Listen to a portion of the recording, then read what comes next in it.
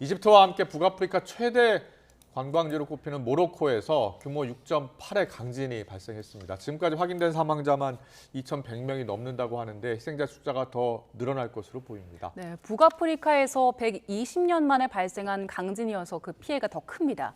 얼마 전 튀르키예 강진에 이어서 전 세계에 지진 안전지대가 없는 게 아니냐는 우려도 커지고 있는데요. 관련해서 홍태경 연세대 지구시스템과학과 교수와 관련 내용 짚어보겠습니다. 어서 오세요. 네. 어서 오십시오. 예. 모로코에 지진이 잘 발생하지 않는 곳으로 알려졌는데 규모 6.8의 강진이 발생했습니다. 6.8의 규모라면 어느 정도입니까? 네, 매우 강력한 지진이라고 할 수 있는데요. 예. 우리나라에서는 아직 그 계기 지진상으로는 겪어보지 못한 큰 지진이라고 할 수 있습니다. 우리나라는 1978년 이후에 발생한 지진 가운데서는 경주 지진이 가장 큰데요. 네. 경주 지진이 규모 5.8이니까 예. 그거보다는 한 32배 정도 더 큰 크기라고 할 수 있거든요. 5.8과 6.8 차이는 1.0이지만 38배 차이 나는 거죠? 규모가 하나 차이 날 때마다 에너지는 32배씩 차이가 나서 32배. 예, 그래서 경주 지진이 한꺼번에 32개가 동시에 발생한 상황이라 할 수 있습니다. 그렇군요. 예. 그리고 진원 깊이가 26에서 28km 정도 된다고 하던데 이 정도면은 이게 깊은 겁니까? 아니면 얕은 겁니까? 지금 이 지진이 발생한 위치는 이 아프리카판과 그다음에 유라시아판이 서로 충돌하는 경계부와 멀지 않은 곳에 있습니다. 경계부라고 하기에는 좀 그렇긴 하지만요. 하지만 이런 지역에서 발생하는 지진인 경우에는 지표에서부터 깊게는 지하 300km, 600km까지도 지진이 발생 가능하거든요.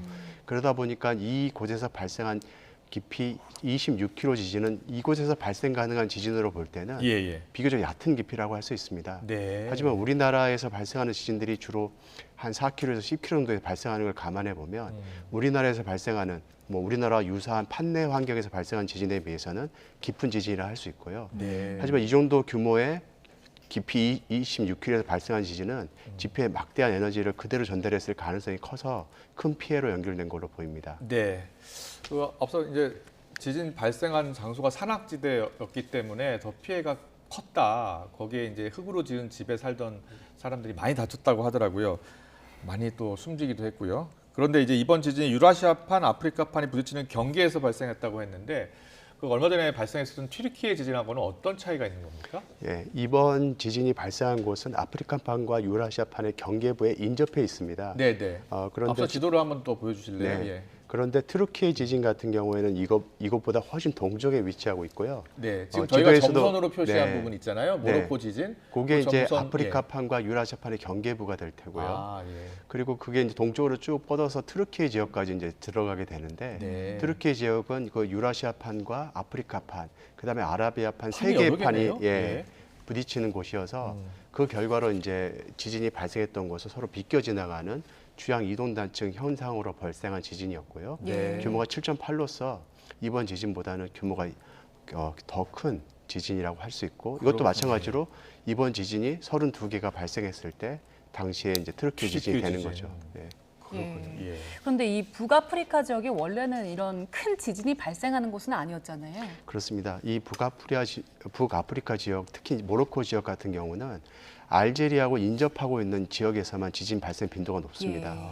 우리가 120년 전 지진이라고 하는 것들도 보면은 바로 그 지역 일대 지중해에서 발생한 지진들이거든요. 네네. 그런데 이 해당 지역에서 발생한 지진 가운데서는 눈에 띄는 지진이 기록상으로는 없던 상황입니다. 그랬군요.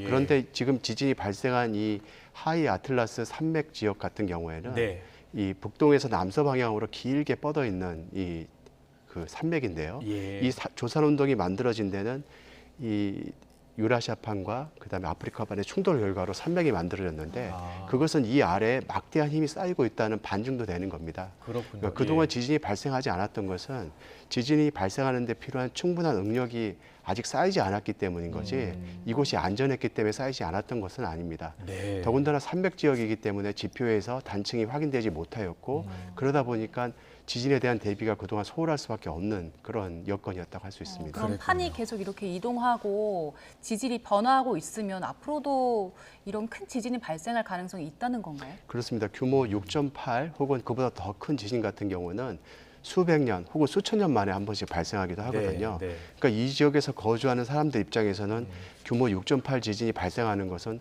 뭐 겪어보지 못한 일일 수 있고요. 그렇군요. 또 역사 예. 속에서도 이런 지진들이 발생했다는 기록이 남아있기 어려운 여건일 수도 있습니다. 아.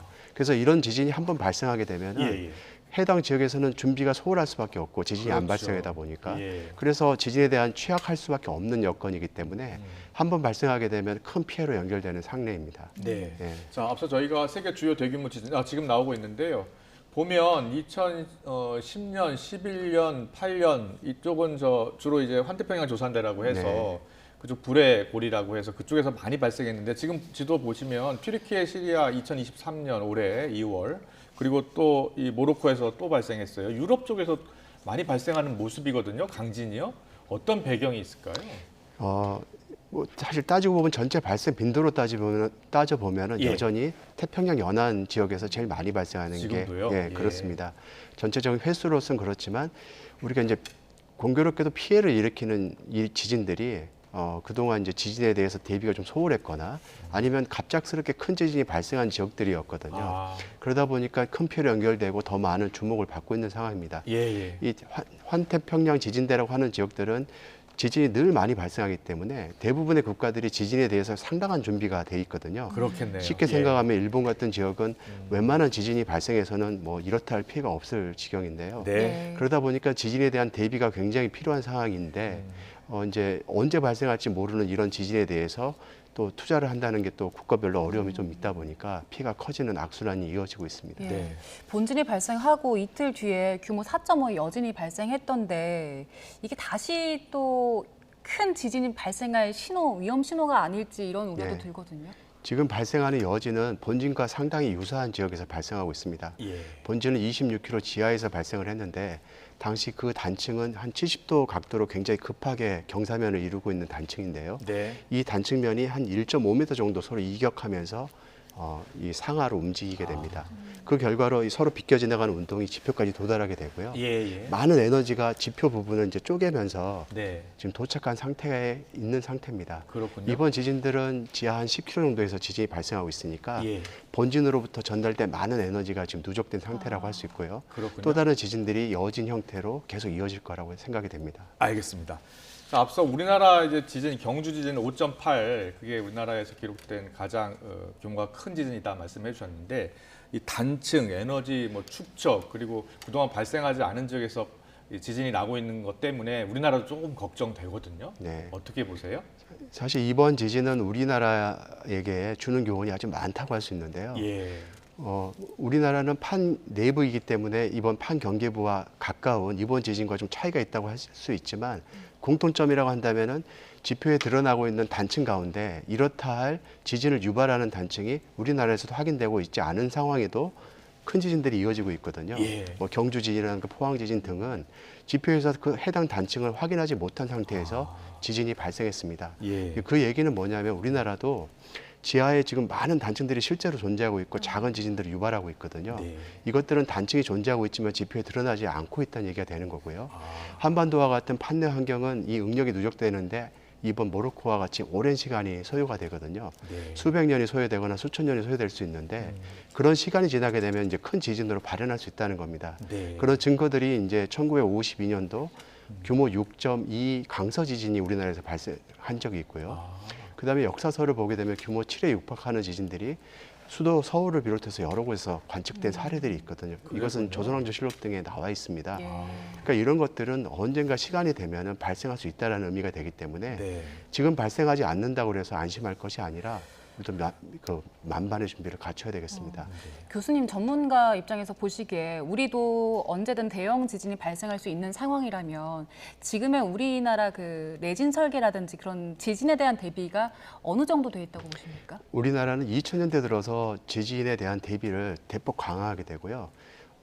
대형 민간 건물이라든가 또 공공시설물에 대해서는 내진 설계를 강화하도록 법규가 제정돼 있습니다. 네. 하지만 오래된 건물들이라든가 특히 학교 건물 같은 경우에는 오래된 건물들이 아직도 많이 있거든요. 예. 그런 건물들에서는 내진 보강을 지자체 차원이라든가 또 정부 차원에서 하게 돼 있는데 아직까지 재원 부족으로 많이 이루어지지 못한 상황입니다. 그렇습니까? 그래서 예. 그런 건축물에 대해서는 국가나 지자체, 교육청 등이 각별한 관심을 가지고 사전에 이제 내진 보강을 하는 등의 노력이 있어야 되겠습니다. 네, 잘 들었습니다. 확인되지 않은 단층에서 에너지가 쌓이면 언제든지 지진이 일어날 수 있고 이번 모로코 지진 역시 우리가 교훈으로 삼고 대비를 해야 한다라는 분석해 주셨습니다. 지금까지 홍태경 연세 지구시스템과학과 교수와 함께했습니다. 잘 들었습니다. 고맙습니다.